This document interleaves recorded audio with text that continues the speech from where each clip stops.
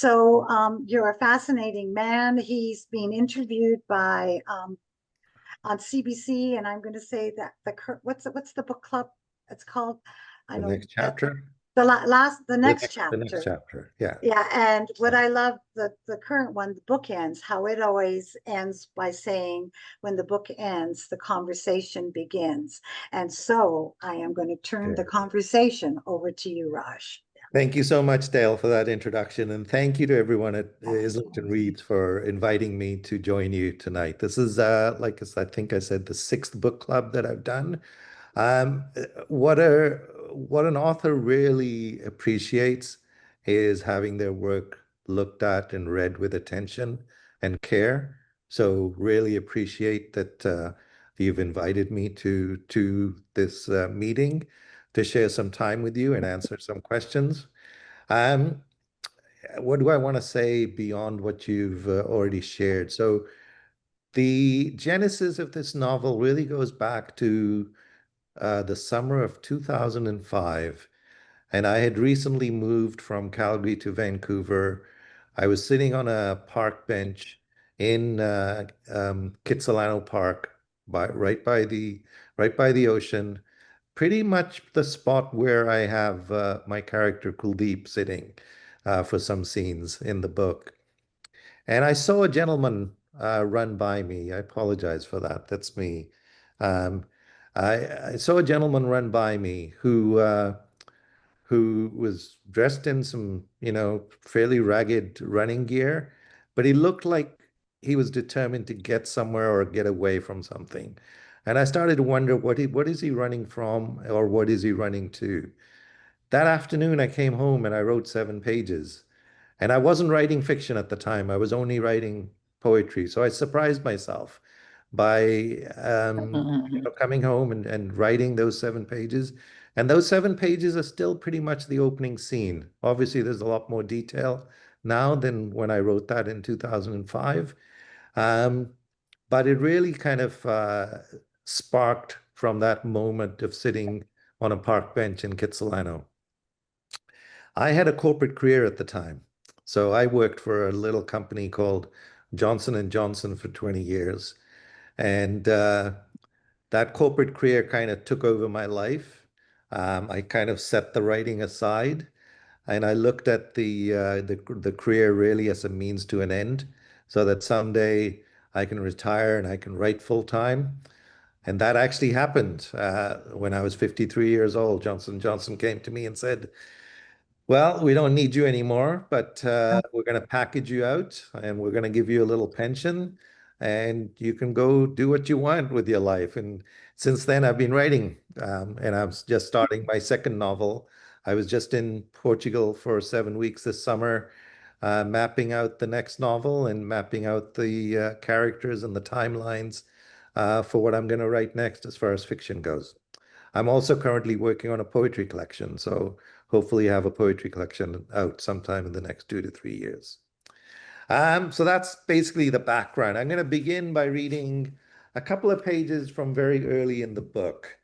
And I was saying to Dale that when I had my previous phase in the writing world, festivals and author um, uh, interviews used to provide a lot of time for authors to read. And now it's become mostly about the interview, which I also admire and I appreciate that. But I also love to hear authors read in their own voice because I think there's a lot to be gained from that. So this is a passage from the point of view of the Vinder.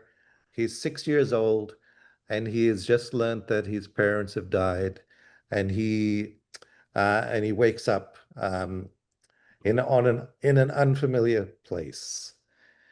When he awoke hours later, Devinder was on the couch in his high school clothes, and all the lights were turned out. Auntie Deepa slept next to him, her arm curled around his body.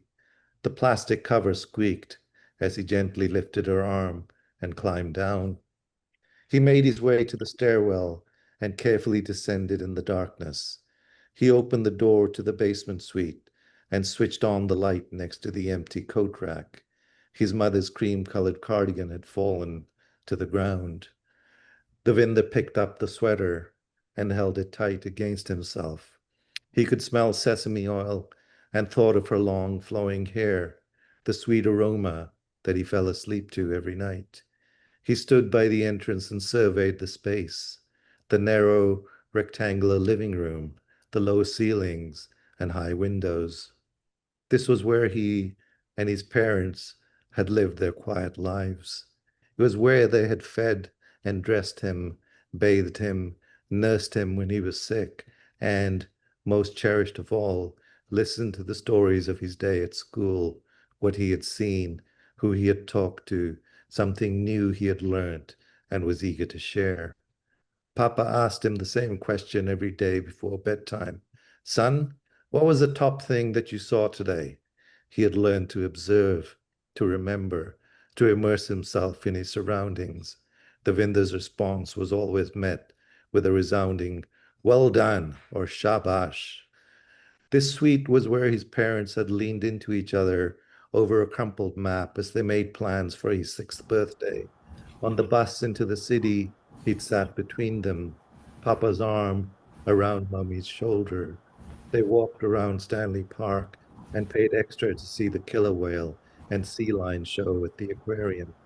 Papa lifted him on his shoulders as the enormous sea lion clapped its flippers and waddled towards its trainer to receive more fish.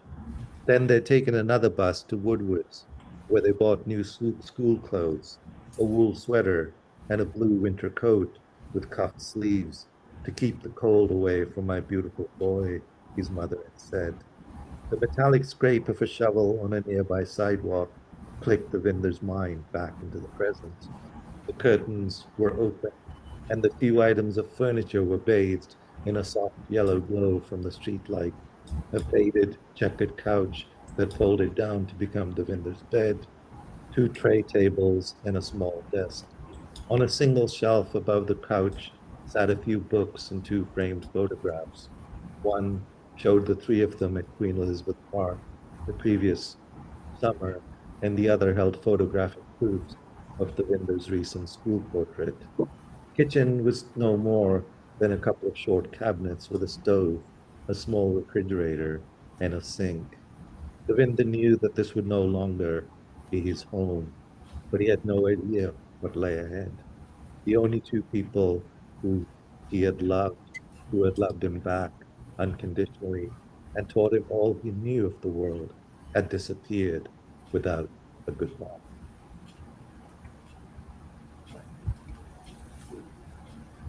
So that's from the opening Act One of the book. And I'll open it up to you for questions from there, questions or comments. Okay, thank you so much, Raj. And I really appreciate what you said as the lead-in that you miss authors reading excerpts from their novels Yes. because to hear you read that, first of all, it gives me an idea what was an important section to you, Hmm. but it also gave new meaning to me. And as you were reading that, the sentence that stood out for me was, this was where he and his parents had lived their quiet lives. And it really struck me that his life was basically divided into a before and an after.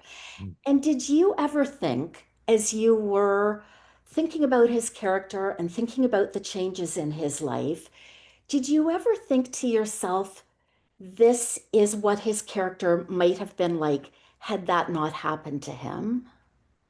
Oh, of what he might have been. Absolutely, I did.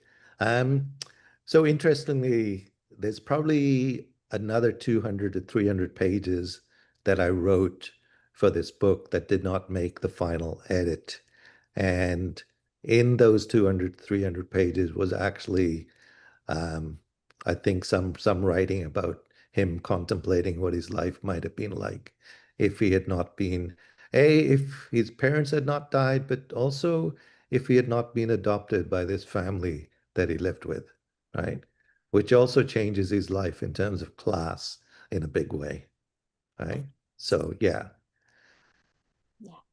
Mm. So that was kind of my impulse question, but I want to go back to what was going to be my first question, and that is going back to the beginning of the book, like the very beginning. So I'm the person that when I pick up a book, I read it from the very first page to the very last page. So I like reading the foreword at the beginning. I like reading the acknowledgments at the end. In your case, I went through the playlist. But I was really interested in the quotes that you offered. And Mm. so I'm just going to read those aloud for Yeah. anyone who might have missed those. The first one is by The Weather Station, who's a musical artist, lyrics from the song To Talk About, which is beautiful, by the way. I didn't know it. I listened to it and I just thought, Mm. oh, it's wonderful.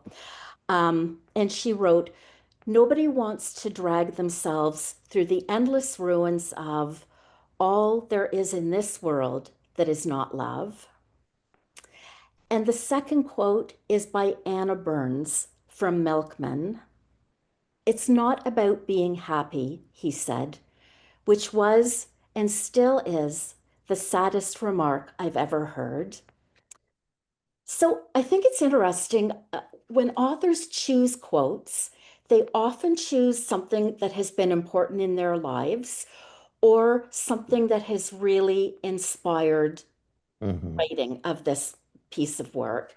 And I wonder if you can tell us why you chose Yeah. these quotes. So I read Milkman probably about 5 years ago. I was well into, I wouldn't say I was well into, but I was into writing this book already, and I had the character of Emily. And I don't think there's a book that I have read anyway that does a better job of describing the world of Northern Ireland in the 70s and 80s, and particularly for a young woman living in that time during the Troubles. I find Anna Burns, that book, I think, is just such an accomplishment. The tone, the voice, and how she keeps it going for 300 to 400 pages of just brilliant, brilliant writing, right? I mean, um, so that book struck me in a huge way. And and that quote to me was also partly reflected back on the culture that I've grown up in, where it is not always about happiness. It's about duty. It's about doing the right thing. It's about acceptance rather than really worrying about your own happiness. I think my mother passed away at 94 a few years ago, and I think her entire life was built around duty. First, it was duty for her family, duty for her husband, and when he was gone, it was duty for her children and grandchildren. And it was a life that was really built around duty rather than her own happiness didn't matter to her, right? So that quote really struck home with me. And I thought it was relevant for these characters in my book too, right? And you can look at somebody like Kuldeep who could have accepted that, but she's also wants to take agency in her life, and she's doing things by the end of the book where she's trying to get some power back. Um, the other quote from the weather station, just an artist that I really love and admire. Um, I'm very influenced by music. You might have picked up on that. And even the second, but the novel that I'm starting to work on has a huge musical theme to it. Um, those lyrics struck me because it speaks to me about what we choose and choose not to explore and dig deep into. We choose safety, and again, reflecting upon my culture, where it's not as much about what gets said, but also what doesn't get said and what doesn't get talked about. And, these secrets that kind of simmer under the surface because it's like the Vinder's affair. Everybody knows about it, but nobody wants to talk about it because that makes it real, right? So that quote really was something that captured one of the main themes in the book for me. Hmm. So, on the topic of duty, it's interesting that each of your main characters did have a link with the duty and the responsibilities that they felt they Mhm. should be doing. And you mentioned what Kuldeep, what her relationship was with duty and her feelings of familial responsibility and what her sister-in-law was putting on her, that this is just what you accept. Um, and so I wonder if you can talk a bit about the duty that Devinder and also Emily, when she went to look after her mother, how do you think their relationship to duty Yeah. was different from or similar to Kuldeep's? Yeah. I think Emily's sense of duty really came primarily from being an only child and being an only child with a single parent who's fallen ill. And that duty, and I know people in my life who are single children, that duty falls solely on their own, on them, right? And I think I have a passage where I say, you know, her aunt or her uncle might put in some input, but the final decisions about her mom are always going to fall on her shoulders. So I really, Emily's character for me, and the reason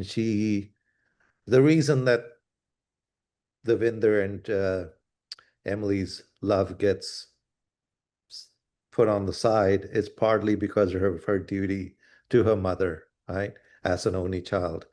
For Devinder, I think it's more complicated. Devinder, I think, feels this huge sense of duty to this family that took him in and adopted him and really gave him a life when he could have ended up in foster homes or he could have ended up elsewhere, not may not have been as well off as he becomes, right? Um, but I think for Devinder, that duty is a bit misplaced too, because I think Devinder, if he'd had the courage, the family probably would have accepted Emily. But I think that sense of duty reflected into, I'm not going to get this wrong. That if I'm going to do my own thing, that if I'm going to marry somebody of my own choice, it's my duty to not get it wrong. And I think that was what really kind of delayed their relationship, because I think they would have accepted it if he had just had the courage and not had this sort of sense of duty of if it's going to be my decision, I better make sure I'm 100% right. Mhm. Mhm. So when you said the phrase, I'm not going to get this wrong, it leads perfectly into my next question, Mm. which is the role that perfection, the theme of perfection, or the illusion of perfection plays in this novel. Yeah. And I'm just going to read. So this is on the first page, Okay. like literally the first thing we learn about Devinder. Devinder is confident that everyone will play their part, falling into their practiced and predictable patterns, and that the delicate composition of his life will not go off script. That's beautifully written, by the way. Thank you. And then later, Kuldeep, much later at the wedding, Kuldeep thought, no one in this family wanted to scratch the veneer of perfection that cocooned them. Reputation and status were far more important than truth. So I thought this was really interesting. And I wondered, as the author, why did the idea of perfectionism, of being perfect, of having that perfect face to the world, why did that appeal to you to write about? Again, it's a reflection on the culture that I've grown up in, but also the family I've grown up in, right? I think we're kind of seen in our community as kind of the perfect family. I'm the youngest of six siblings, and we've all been successful, and we're all very close. Uh, but we don't really delve into a lot of serious matters that perhaps we should, because then that would be scratching on that veneer, right? Um, and there are family secrets that we just don't talk about, right? So it's partly from personal experience, right? But I think the culture also, particularly, and maybe it's also true of first generation immigrants, that you want to come here and you want to create a life and you don't want to show anyone the kind of the underbelly. You want to show them the good side of who you are, what you've accomplished, um, and everything that you're doing to, but so there's again, there are things that don't get talked about or don't get discussed, partly because you're too busy showing this sense of perfection, showing this how good you are, rather than kind of scratching at anything underneath, right? So I think it's a partly a reflection of the family and the culture that I've grown up in. Right? Okay. Yeah. So that's interesting. So after you, and this might not be a question you want to talk about, in which case we'll move on. But I'm just curious, did anyone in your family like mention that they related to that after I'm assuming Yeah. your Yeah. family has read the book. Did anyone in your family say anything about that reflecting your own family experience? Absolutely, absolutely. Yeah. In a big way. But again, my family, some people read the book and didn't really want to talk about it. Some people read the book and did want to talk about it, but only positive things about it. And some people just didn't read the book because it was too close to home. Right.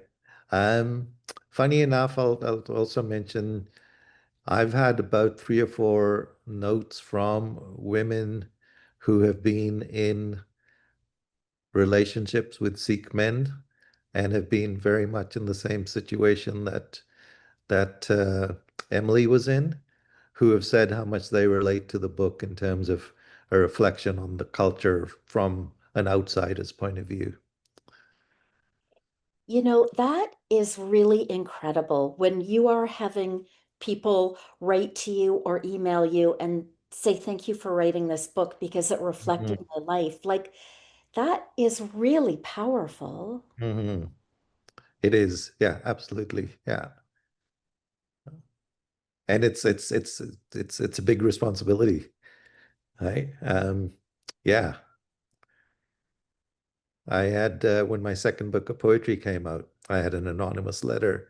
This was a long time ago now, sent to me about from a woman who had decided that she was going to completely change her life after reading this book and left her husband and changed it. And I was like, whoa, that's a lot I mean, hopefully I see the artist's duty as uncovering truth and beauty in the world. But there sometimes that truth and beauty does uncover things that, you know, aren't pretty. Yeah. Yeah. That aren't pretty, but that feel real. Because Yes. obviously, to that person who wrote you the note, to the people who wrote to you after reading this, you touched something in them that felt very true. And that's, Mm. I think, particularly interesting when you write fiction, which is sometimes a roundabout way of telling the truth. Yeah. Yeah. And in some ways it reflects the truth better than nonfiction does, right? Yeah. Yeah. Hey. Mm. I wanted to come back to music, Yes. which you referred to a little earlier, and you mentioned the role that music plays throughout, and I think Devinder and Emily met at a concert. One of the first things they did was share mixtapes. Um, there was the music at the wedding, which was really part of the party and one of the things that people would remember.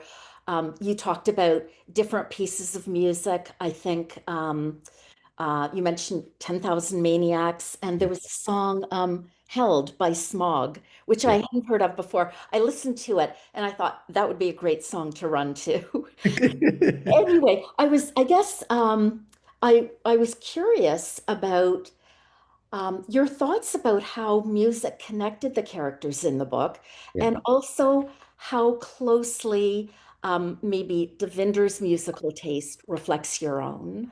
Yeah. So pretty closely, I would say. I was a university campus DJ when I was 19 years old at the University of Calgary. So some of these bands I was listening to back then in the early 80s, playing their records on campus radio at the University of Calgary.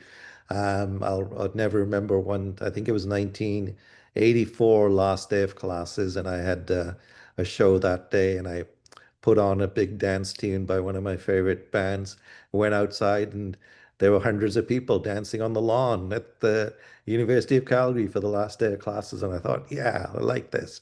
Right. So I've connected music for me ever Nice. since I was a teenager has been very important. It still is. I still seek out new music. A lot of my friends only listen to stuff that we listened to back then, but I still pick up on a lot of new music. I still, go see probably about a concert every other week. And Toronto is a great place to see concerts. Um, so I'm very connected to music. So and also part of the music was chosen because I think it fit the characters. Part of the music was chosen because it fit the theme. Certainly, choosing the song "Perfect" by the song that Iqbal is singing when he first encounters him on the ocean's edge. That gets to that theme of perfection, right? So it's a song called "Perfect." Um, the 10,000 Maniacs, "My Mother the War," is really a song about living in the war, and Emily knows that better than anyone else, really. So that song seemed appropriate. Um, and some of the songs for me kind of just fit in their relationship, right? And fit into the overall arc of the story. Um, Even the song that um, Kuldeep hears when she's on the flight from India to England, and it's a song about a sister-in-law singing to a bride about how about her husband, right? So I try to choose songs that were relevant for the narrative and the characters, but also fit the book thematically, right? So there is a rhyme and reason for pretty much every song that's included here. Yeah. I love that. Thank you. Thank you. And if you go on to Spotify, or I don't like Spotify, but if you go onto Spotify or iTunes, you can actually find the However Far Away playlist. So you can Oh, search for it, search for Regina the Palace Pal, However Far Away, and you can find the playlists on those two sites. okay. That's Hmm. great. That's Hmm. great. Brianna, maybe when we send out a link to this recording afterward, we can include for anyone who is on Spotify, we Yeah, can include a link to that. I think that would be fantastic. thank you. Yeah. Thanks. Um, Something that was interesting about the three main characters, each of them experienced a really traumatic event in their childhood. Mhm. And I wondered what your thoughts were on how those events shaped who the characters are, and also how they impacted the decisions that the characters made throughout the book, but especially on the wedding day. Yeah. Yeah.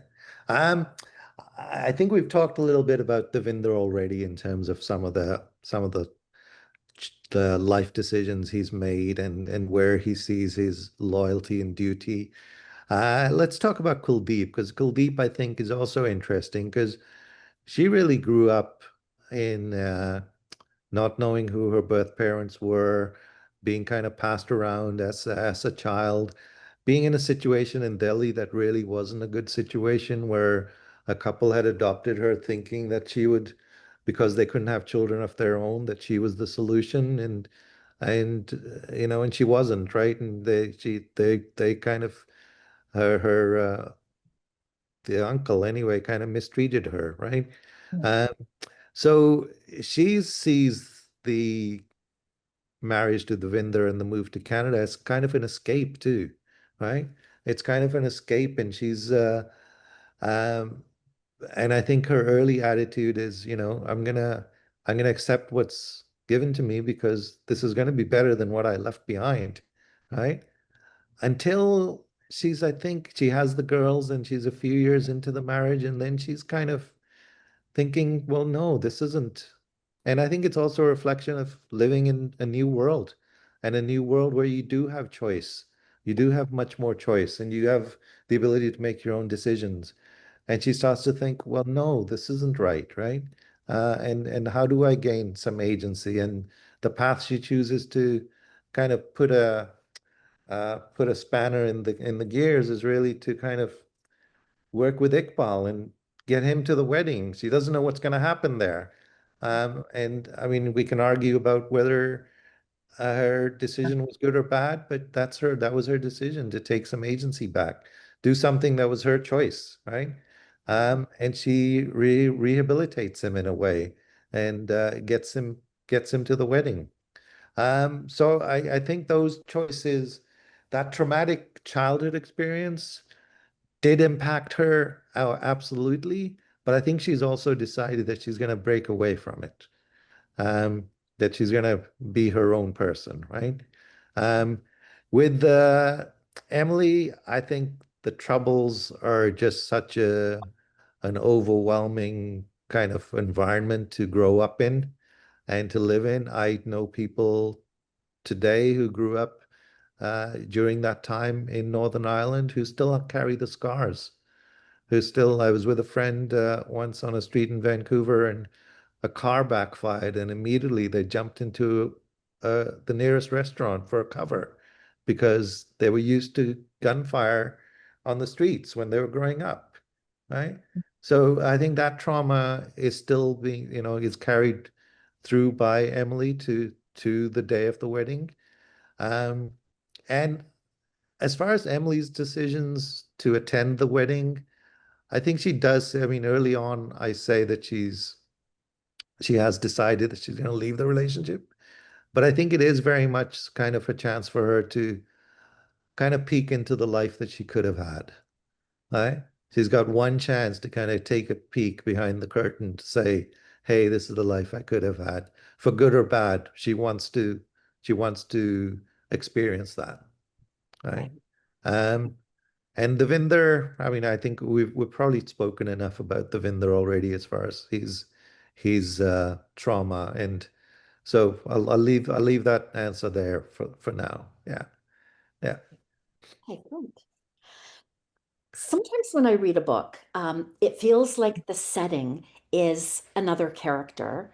And Mm, that's the way I read about the city of Vancouver and the area when I read this.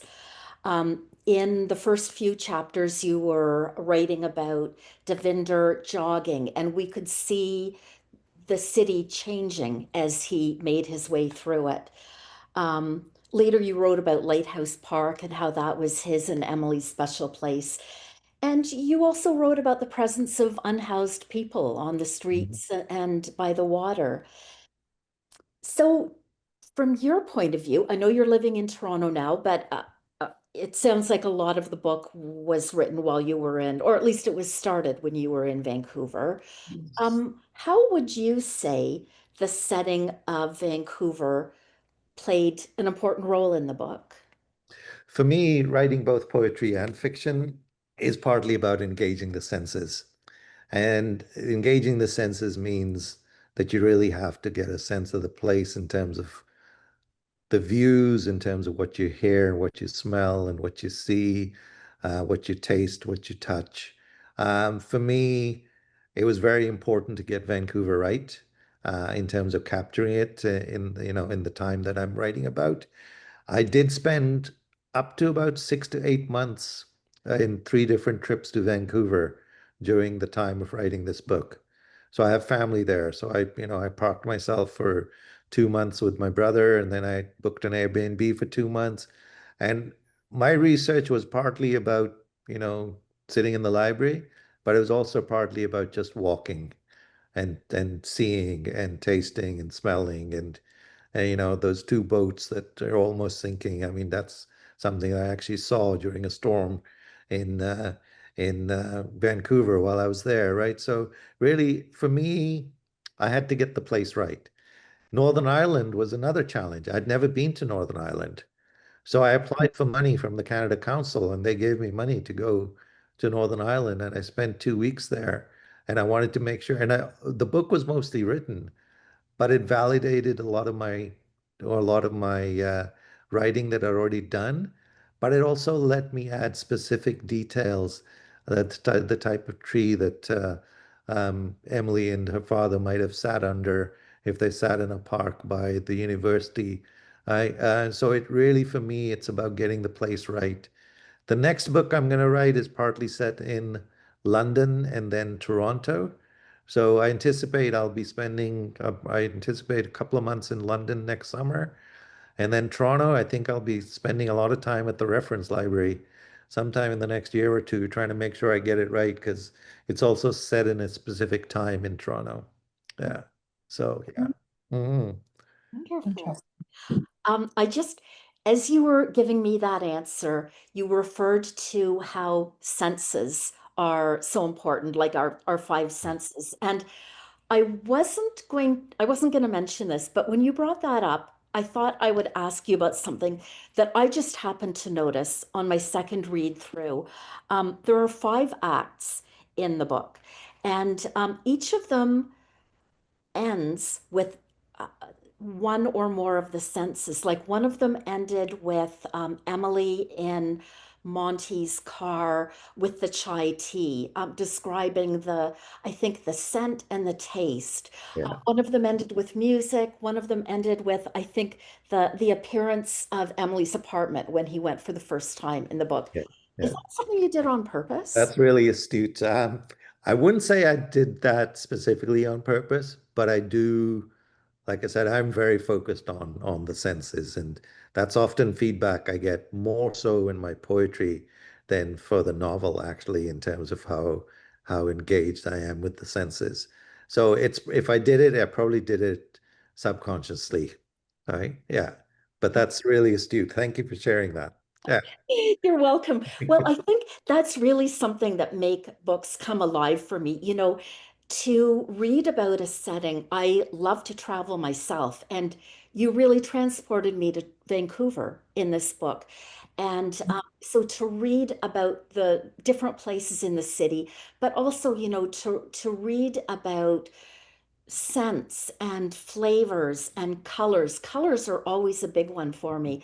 I love that. And so keep doing what you're doing because And I I think it's really wonderful. When I read at the Vancouver Writers Festival, I intentionally read a piece that was set in Vancouver in Kitsilano, and I did have audience members come up to me afterwards to say, "Oh yeah, I know that place. I walk that walk."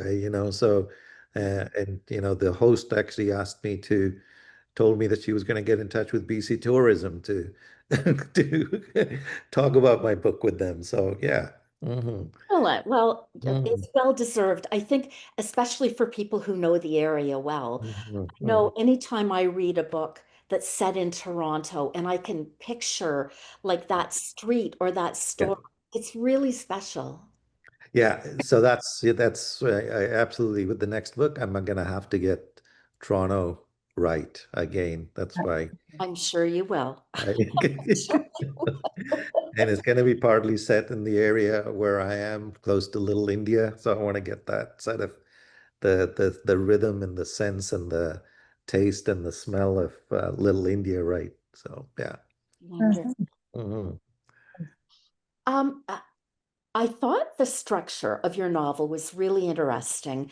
It was told from the points of view of the three main characters, Mhm. and you took us back and forth in time. I thought it was really interesting that you did not label any of the chapters. This is from Emily's point of view, or this is, present or 1991. You relied on the reader Mhm. to understand what you were writing about. And I was amazed, when I realized what you were doing, I was kind of amazed that it was very effortless for me to figure out in the first paragraph who was talking and when they were talking. Um, did you have a reason for structuring the book in that way? So the structure, the 1 day structure, to me really came to me after a class I took at the University of Toronto called Mapping Your Story. Is anybody on? I'm sure there are writers in this group, but if you want to take a writing class, I think most people know how to put together a good sentence or put together, but mapping your story really gets into what I think writers struggle with most, which is structure. I've got all the pieces, how do I put them together? So that structure of having the present day story set on the wedding day, one day, and then weaving the three backstories in and out, that really came to me during that class. So I owe Barbara a big sense of gratitude for helping me discover that. Um, for me, I did have those labels on the chapters, point of view, place, but it just seemed kind of pointless after a while because I think an astute reader will pick up very quickly. There were some chapters where I thought maybe the reader might struggle. So I did change up the opening so that it would become a little more obvious, much quicker whose point of view this is, where are you physically, and what's the time frame, so that readers like yourself and I didn't want it was almost for me, that day, that wedding day is about everybody reflecting back on their lives. So I didn't want to make it obvious in terms of it's just, you can think of it as Devinder, Emily, and Kuldeep going through the day and thinking back on their lives. And these are the episodes that are coming back to them, right? So I didn't want it to be too obvious or too heavy-handed as far as giving the reader guidance on who, when, where. Right. Yeah, yeah. Okay, thank you. I have to talk, or I have to ask you about the ending of this Yeah. novel because when we asked people to come back with any questions, that was one. People wanted to know a little bit more about the ending. And you have left it kind of vague about the outcome of each of the characters. And I guess I have a two-pronged question. The first part is, why did you choose to leave it up in the air like that? And secondly, in your mind, do you know what happens to the Mm. characters? So first part, I didn't really want to put like a bow on the story. I didn't want to like have a perfect ending because I don't know. I think life is full of muddled endings. And stories in life don't really have endings. They go on. You might think this chapter is over, but then it might pop up again in your life. So I didn't want to really give it this kind of tidy ending. Um, what was the second part of the question, Beth? If in your mind, Yeah. you think you know what happened So, to the character. so I do have a good sense, and I have put down some notes as far as what a sequel might look like to this book. And if Oh, I write a sequel, it will be based from the point of view of the 6-year-old Tina, who is now going to be a 26-year-old young woman making her way through Vancouver, life in her family. That's sort of how I envisioned the sequel happening. okay. Um, funny enough, when I was in Portugal this summer, I had to do I was trying to find a link for However Far Away on my phone. And so I just Googled However Far Away. And the fourth, you know how they go through the searches and they have what's been searched. So there was like However Far Away the book, However Far Away original, and the fourth one was However Far Away the ending explained. So, so if anybody is struggling, if you Google However Far Away ending, artificial intelligence has figured it out for you and will give you actually Okay. it's a pretty good answer. It's actually not a bad answer. So Okay, that's yeah, good to know. I tend not to trust AI, but if you're yeah, I telling me, don't I don't either, which was but I thought, okay, well, this is not bad. If people are going to Google this is not a bad answer. Yeah. okay. Hmm. So the sequel, I think that's, and sorry, was it Mina or Tina that you were following? Tina. So the 6-year-old, the one who's a free spirit, who's, Okay. who goes off wandering. Yeah. Yeah. Yeah. Is that the book that you were working on in Portugal? No, no. So the next book is um, completely different set of characters, completely different time frame. Some of the same themes. I think there's going to be an overlap of themes, but it's going to be more about friendship over distance and time, which I think partly, however far away, does too, but also friendship across religions, across different religions, Indo religions, so Muslim and Sikh religions, right? So it's going to delve a little bit deeper into partition and sort of the aftermath of partition. And yeah, that's about all I'll share about it right now. Yeah, yeah.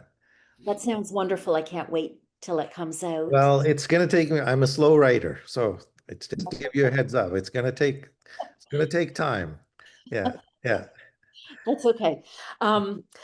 Just a word to anyone who's listening. If you arrived late, you might not have heard. We started this session 5 minutes late because people were having problems in logging in on Zoom. And so if you have to leave, that's fine. I'm just going to ask a couple more questions before we sign off. Um, did you have a favorite character or a favorite point of view to write from? That's a really interesting, because it changed through the writing of the book. I mean, when I first started writing the book back in 2005, when I wrote that opening scene, I envisioned a novella with one point of view, and that would be Devinder's point of view. And that's all I imagined. As I wrote the characters of Emily and Kuldeep, they kind of started taking up more of my mind share.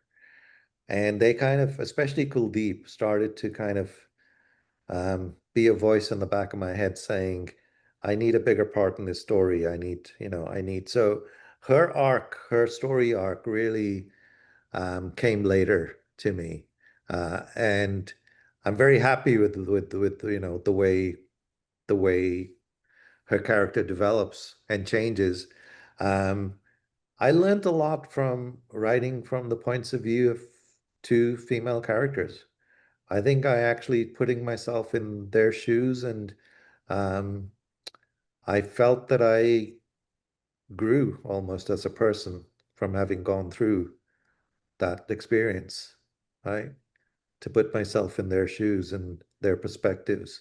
Um, And I plan to do the same with the next book. It's going to be one man and one woman as the main protagonists, and I'm going to hopefully again try and get into the female point of view too, right? And not and also, I think there's also the position of the male-female position within the culture and the community are also very different, right? So those that changed for me, Beth, during the writing of the book. Certain characters started to come up, and the character of Iqbal was interesting too, because Iqbal was originally going to be fairly flat. He was going to be like this character who's like kind of the fool in Shakespeare's plays, who kind of speaks wisdom but doesn't really do very much. But his character also started to get more shape and backstory and become more important. Um, I when I first wrote it, I did not envision this kind of kaleidoscope of characters, right? And this kaleidoscope of family and wedding guests and et cetera, et cetera. But this, for me, the story of the wedding day, the more I got into it, the story of the Vinder, the story of that kind of family secrets and acceptance and compromise felt like a story I really had to get out of my system. It felt like this is a book that I really need to get out into the world, right? Um, so it feels great to have it out in the world, and the response is also kind of backed me up in terms of how people are accepting it and relating to it in the world, right? So, Yeah. mhm. Thank you. I think we'll leave it there. I just really appreciate you coming to talk to us tonight. And before I get into the thank you, there's just a few quick administrative things I wanted to mention. Brianna is going to open the chat again. So for anyone who wants to leave a message of thanks or a message maybe what you particularly liked about the book to Raj, please feel free to put that in the chat. And I believe, I think, Raj, we have a way of getting that to you afterwards. Yes. So Yeah. we Yeah. will make sure that you are able to see those words. Okay. Also, for anyone who missed the beginning, we did say that we are not going to have a follow-up discussion tonight. Usually we have a discussion between 8 and 8:30. Mhm. It's Anne Marriott who leads that. She was not able to come tonight. So this will be self-contained. And the other piece of administration, we are working hard to find the next book and author that we'll be bringing you. When we know that and the date, we will share it with you as soon as it's available. So, having said that, Raj, thank you so much for joining us tonight. And I wanted to share a personal connection that I have with you, even though you don't know it.